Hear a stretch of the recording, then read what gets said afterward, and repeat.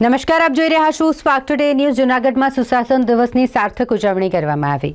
Collector Anilkumar રાણાવસિયાના અધ્યક્ષસ્થાને જૂનાગઢ જિલ્લામાં વહીવટી પ્રક્રિયાના વધુ સરળીકરણ અને સુધારા માટે મંથન કરાયું।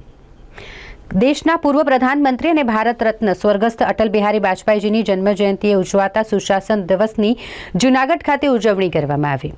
સુશાસન દિવસના અવસરની સાર્થક ઉજવણી કરતા જિલ્લા કલેક્ટરે વહીવટી પ્રક્રિયાના વધુ સરળીકરણ અને સુધારા માટે જિલ્લાના અધિકારીઓના પ્રતિભાવો અને સૂચનો મેળવી તેમની સાથે સંવાદ સાધ્યો। ઉપરાંત વહીવટી પ્રક્રિયાઓને વધુ સુદૃઢ અને નાગરિક કેન્દ્રિત બનાવવા માટે પરામર્શ કર્યો।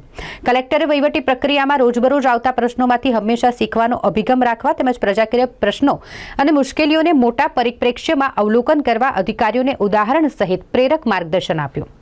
જિલ્લા વહીવટીતંત્રના અધિકારીઓ વહીવટને વધુ બહેતર બનાવવા માટે ડિજિટલ લિટરેસી વધારવા, કર્મયોગીઓને જરૂરી તાલીમ, જનસેવા કેન્દ્રની સ્ટ્રેન્થમાં વધારો કરવા સહિતના રચનાત્મક સૂચનો રજૂ કરવાની સાથે પોતાના અનુભવોની પણ આપ લે કરી હતી।